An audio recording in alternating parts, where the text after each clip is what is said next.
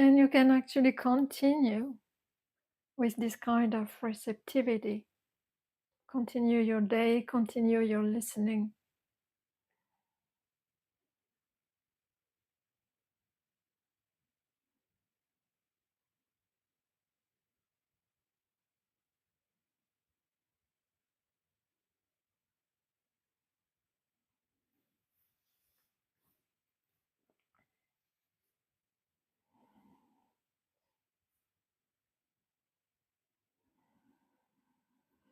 So the Buddha gave his teachings, oral teachings, that was oral transmission. There was no book at these times. It was just speaking, remembering. That's why the suttas actually were written later, were just lots of repetition, because he had to repeat so that the bhikkhus and bhikkhunis would remember the teachings. So it was purely oral transmission at first. But we are lucky we have the books now, and actually we can go through the methods. So it's easy to read about the methods. This is something else to practice. And I would say that the teachings are quite simple to remember. And sometimes we can be a bit lost when applying. And they are, to be very, very honest with you,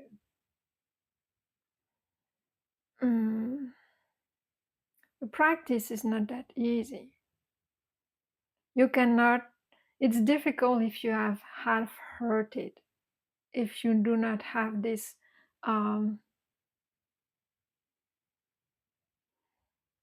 willingness to discover what is behind the words, to discover not mentally, not intellectually, but say, okay, I will sit there and I will, okay. The Buddha taught about the 5 aggregates of clinging. What is that? So this is how he described human experience. It's a model. It's a model. At some point, this model will be left away. You don't need it anymore.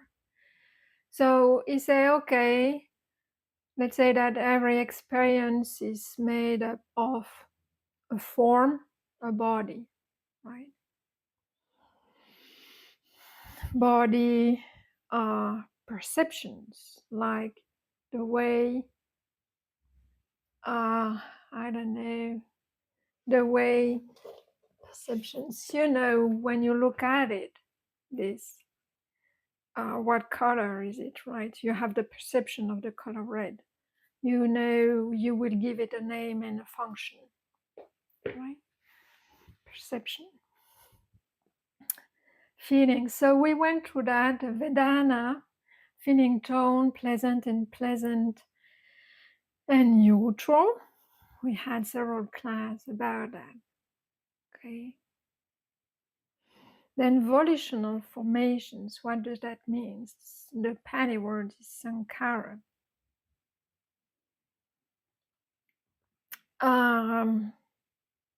Volitional formation, there is an intention or a goal associated to that, an intent to do something, to get something, to get rid of something. And it's done through movement of the body, bodily formations, speech, and thinking. Okay, mental formations, verbal formations, bodily formations. And they have this characteristic to have an intent, a volition. So you build up kind of a goal, something to achieve, a kind of purpose. And the fifth one is consciousness, or I would say the sense consciousness, but also any kind of mental activity. And they are called the five aggregates of clinging because we consider them as being us, right? As being somehow, we don't know really well, but we do not question that they are ours, or that somehow, like for the form, we just see it actually. We see it with the eyes. I can see only the front of my body actually. I never see the back. Although I have to look in the mirror to see the back of this body, right? I don't see it. But anyway, I consider my back as mine. I do not question that, right? But we are encouraged to question the possessiveness of the body. Are we in the body? Are we outside of the body? Is the body us? And the five aggregates of clinging, because we have to do that for every one group or every aggregate, every feeling that we feel, we have to look through meditation directly to the feeling, and not by asking question, but by looking directly to the sensation in the body, or to the feeling that is created in the mind. Where is this possessiveness? Do we really possess the body? If we cut a part of the body, and then you start to inquire. I'm still there. If I cut a finger, then do I lose a part of myself, and so on. So we went through that also. But you have to do that for the perception, for the speech, for your movements when you walk, when you do walking meditation. Where am I when I walk? Where is this sense of self comes from? Is that kind of energy moving in the body? And if it comes and go, if it's impermanent, if our mind states come and go, then do we have also a self, or are we a persons that come and go every moment? And when we realize those mind moments very clearly, because your attention is very stable, then you see that how the mind and actually process the worlds and combine all the sense data and concoct something around it. Then you start to, of course, maybe realize or start to notice, okay, now I start to see the process of the making up of the world. All right. And because you kind of start to see that there is no reality, that there is no, not reality, but that this possessiveness is just a kind of default perception. Like you're born, and since you're in that world, you have conceived yourself more or less inside that body, right? And then there is this kind of entanglement of perception, feelings, and so on that makes the person that you are. But then when you start to come back into meditation, start the insight practice, you start to see the construct of all of that. If you do mindfulness of hearing, then you might notice that when a sound comes in, the very fact that there is a sound received then you automatically imply that it's a distant, that it comes from a distance, for example. So you can also, in meditation, look at hearing when it hits the eardrum and how the notion of a receiver of a sound and how the notion of distance is created.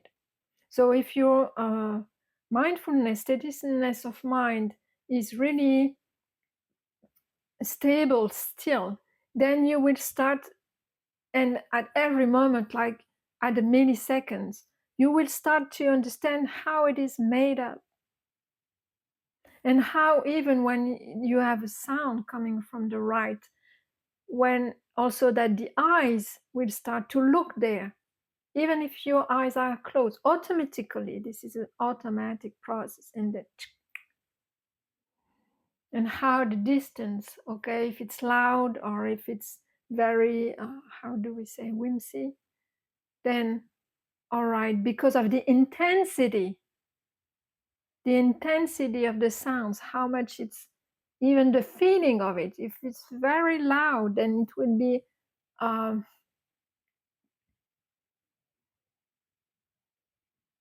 it will be felt as not pleasant, and it will be interpreted as being very close. All right.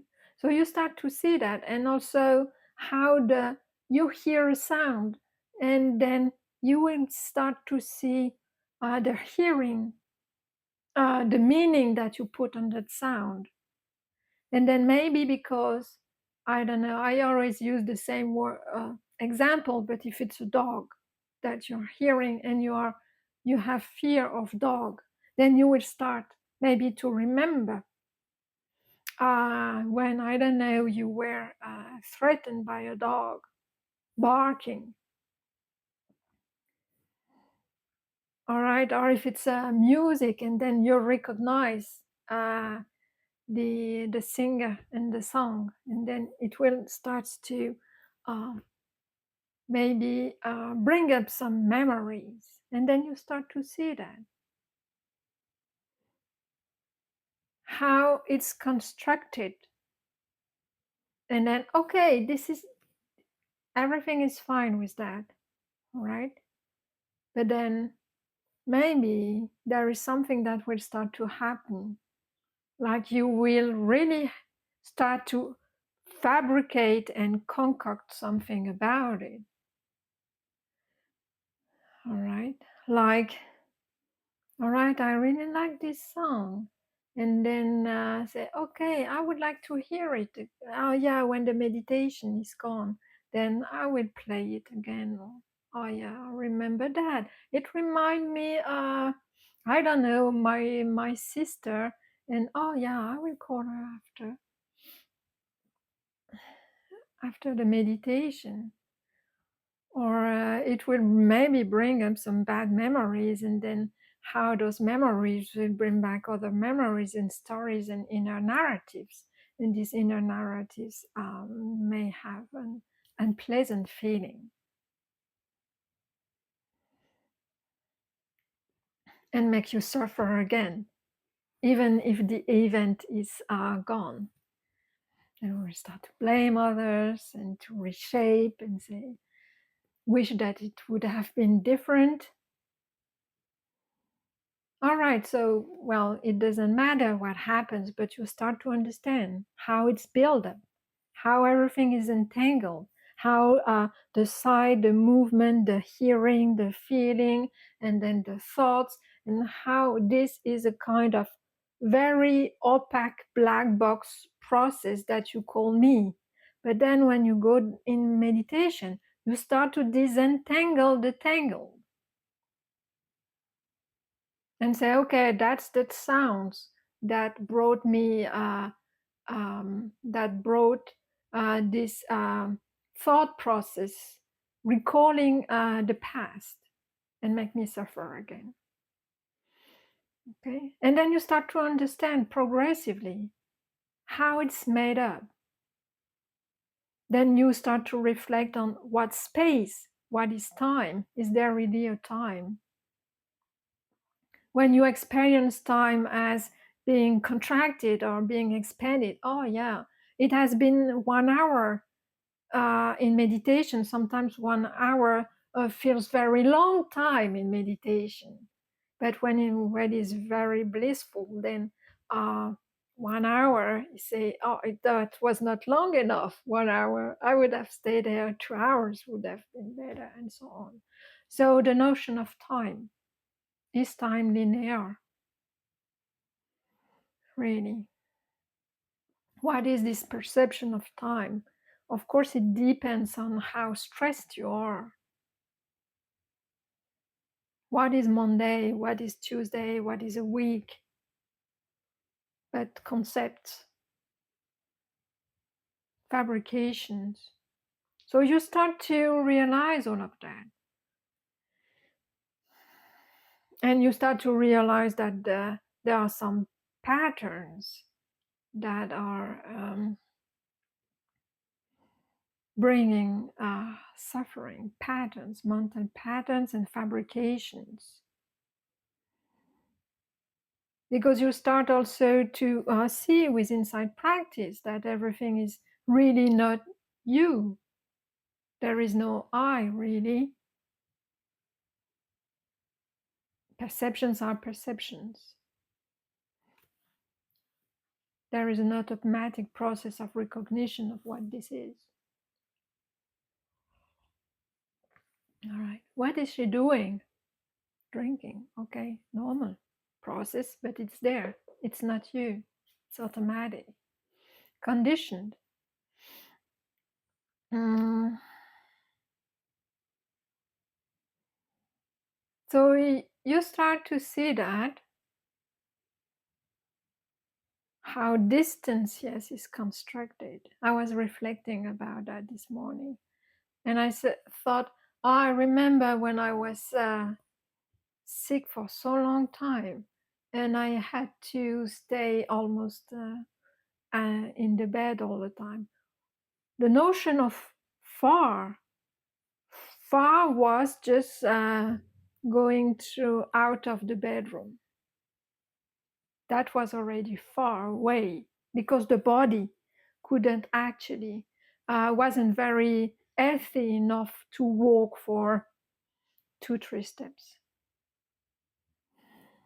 And then so I went better, and then far was going to the bathroom all alone. That was far away. But the doorstep of the bedroom was no longer far. Okay, that was a bedroom, the bathroom. And then earth came back. Then far was going out of the flat, and so on and so on, until far away was going to driving to another country, right? So you see how even the notion of distance or far away depends on conditions of how you construct.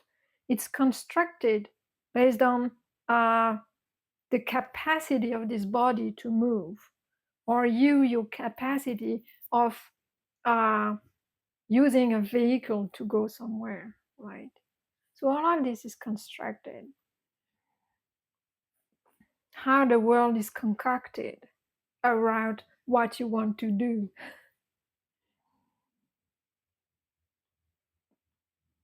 But as soon as you start to look at all these 3 characteristics, like non-self, impermanence, and dissatisfaction about everything that is impermanent,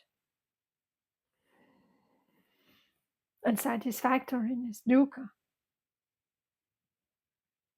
you start to see the process, the construction, and then because you see it clearly, you are no longer interested in that. And you say, okay, there is maybe somehow it drops. The interest for it just drops.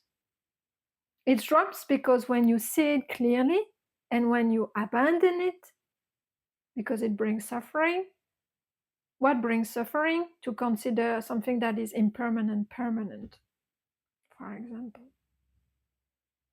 Building up a person,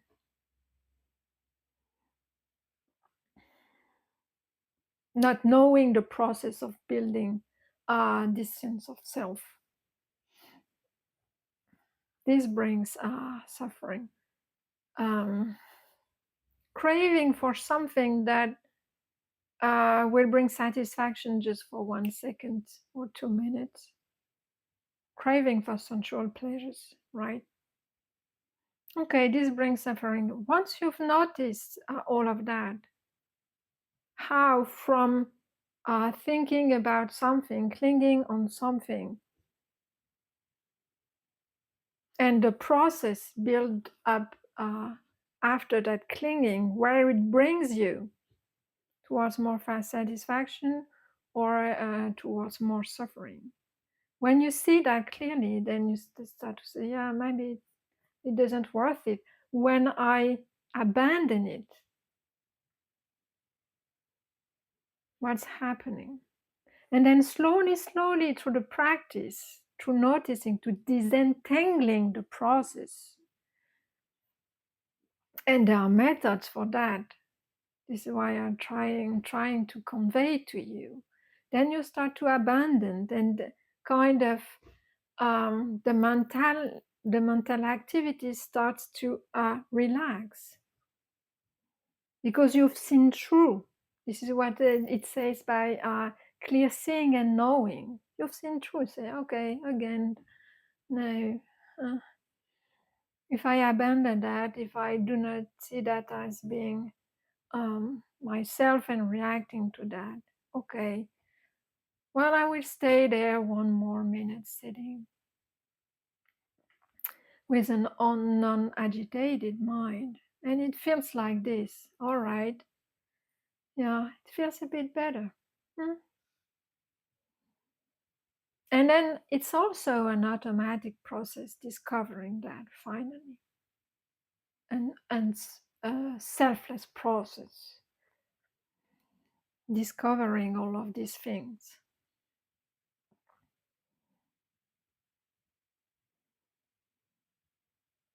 So you start to see where there is grasping, clinging, holding, because you do the inside practice.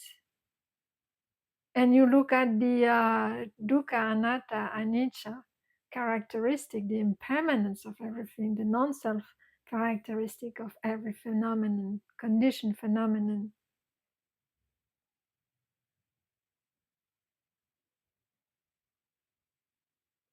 And the unsatisfactoriness due to this very fact that they do not last.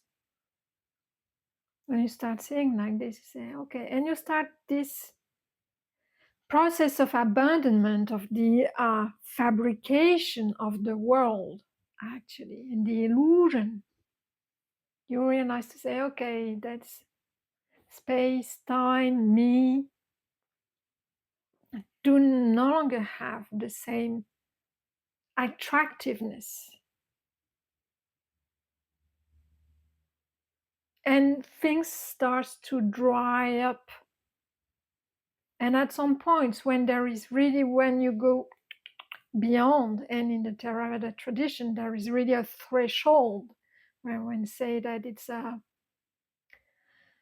change of lineage, or when you end up a path, that when there is the cessation experience, then those patterns, the way you start to you perceive the world, change completely, and they don't come back.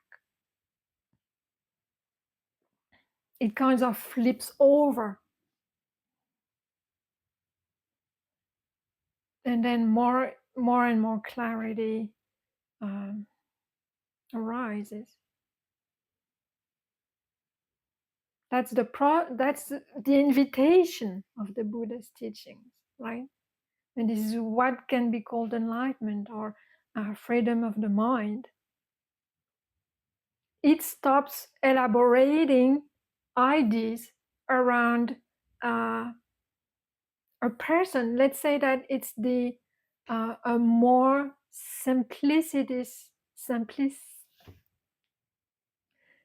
more a simpler way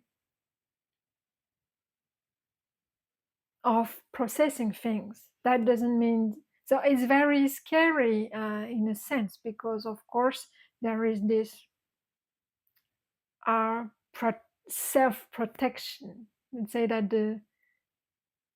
you do not want to die. You do not. The natural way is to keep those processes going on, right? And if you stop them, then there is a kind of uh, fear or terror that can emerge from that. This is real and very well known actually for meditator who go through insight practice.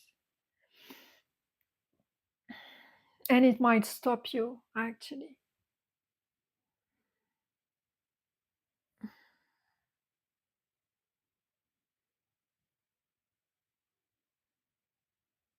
I've lost the train of thoughts where I was going with that. Okay.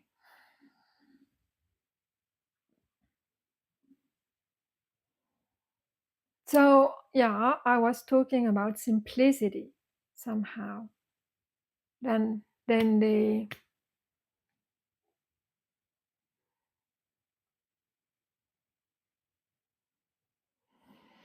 well, let's say you will have to discover. You cannot imagine how it could be. Oh yeah, I was talking about the Buddha and the teachings and the methods that is given to us. So it's not completely esoteric. Now scientists are actually um, gathering data around that. So it's esoteric because at that time they didn't have um, instrument to measure the activity of the mind, of the brain, and so on. It's not all in the brain activity, but we have actually this tool with those terms, the five aggregates of clinging and anicca, dukkha, anatta. This is what we have. So let's use it and see, discover for ourselves.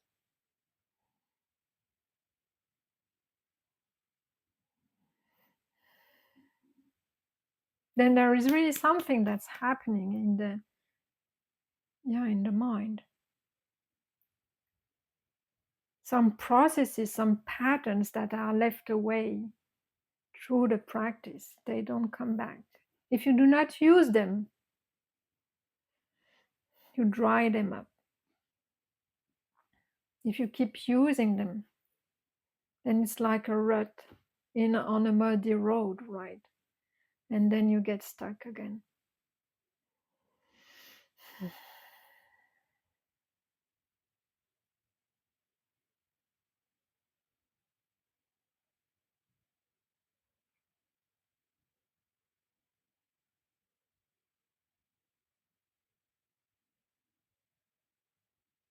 And one has to, I would say that nowadays one has to be very courageous to keep doing the practice outside of a building of a structures that is really stemmed Buddhist, right? Because if you really understand the practice, if you really apply it, it looks like brainwashing. All right. They want, maybe that teacher wants me to be, I don't know, selfless because she wants something out of me, or she wants to manipulate me, or if I have no longer have these mind processes, maybe I will have no more discernment. And she can take something from me or something like this. People who do not practice, who do not really understand, they might think that I am trying to get something out of the students, manipulate them, I don't know, worship me. So it's kind of dangerous. I would say for a teacher, it's very dangerous for people who do not understand the practice, who do not practice, and keeps being working through the function of the identity, the I making, right? You might think that maybe I shouldn't trust her because she's trying to put something in my mind that I don't want. And at some point, when you do the practice and you reach that terror, that uh, strong fear of losing yourself, then you will start to blame me for sure. At some point, it might occur. Yes. Oh yeah, this is because you told me that this and this. And of course, you will try to put some distance between us. And of course, blame also me for what I put into your mind. But yeah, it's your practice that brings you there. And you have to know, okay, I'm feeling fear right now. So some will say, okay, that's very good. She talked to me about that. If I overcome that strong fear and misery, I know that this is the equanimity part after that, and I might reach the first stage of enlightenment. So let's go. Some would do like this. Say, okay, I'm very curious to see what is after the overcoming of fear, of losing uh, my identity. It really, you can put kind of words like or concept like this around that, or you say, okay, no, that's too much for me. I would stop before, and I would stop meditating. So some people just quit the practice at some point also, or would they say, okay, man, let's slow down, all right, and then just go very slow about the inside practice. But you need to know that, of course, people will try to convince you that it's brainwashing, or it's that so strange. Maybe you are not mentally stable anymore. All those things that you are told about the Buddha's teachings, and look how it has changed you. Now you are. People will tell you you are retracting from the world. It's not good at all. All right, come with us, have a drink. Come with us, yeah, go to the restaurant. I don't know. Yeah, keep staying in the world with us.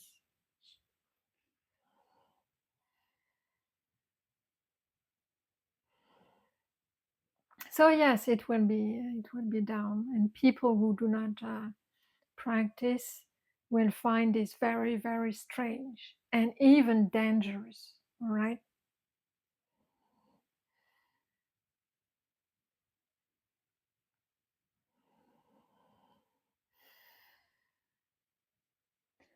So it was today just to tell you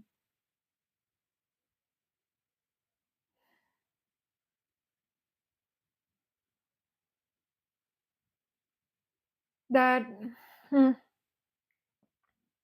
there are things to discover by yourself through the practice that is given, through the four foundations of mindfulness, to the development of concentration and then insight practice, that by discovering these things, some other things will be abandoned. And because those things, those patterns, those way of functioning will be abandoned, then everything will become more, I would say, luminous or bright or more simple. Suffering will be reduced. And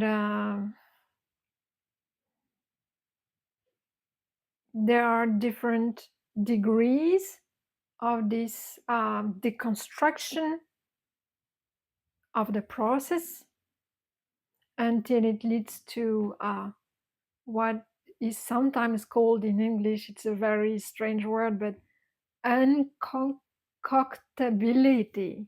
So you no longer concoct, imagine, fabricate your world as you used to do before, and therefore it's less, somehow it's less demanding. And there are different degrees, different stages, and there is a name put on that. It's enlightenment, right? And of course, there are some you will gain through concentration, serenity, tranquility, mind training. But usually we do not stop at that. Those are the results of the practice. But we can go through the different stages of enlightenment.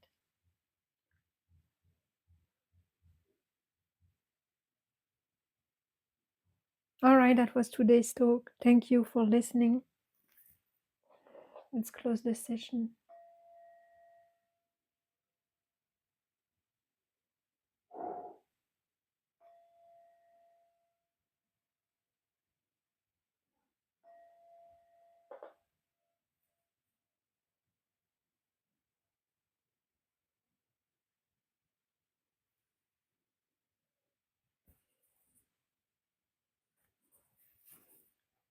I leave it open for questions. If you want to leave, please leave.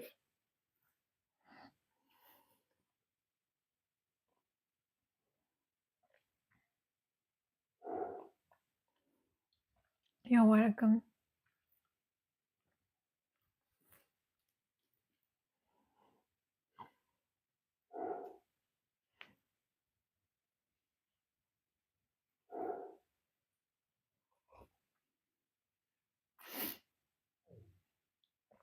Okay.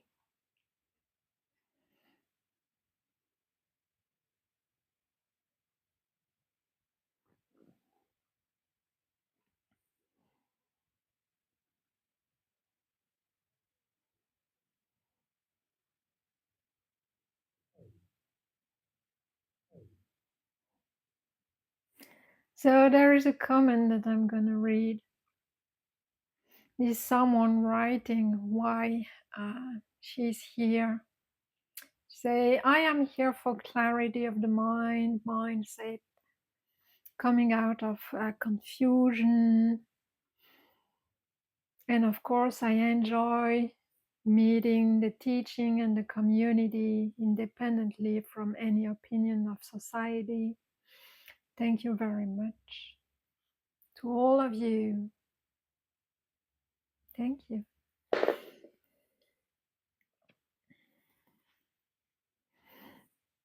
Thank you for your practice and for listening.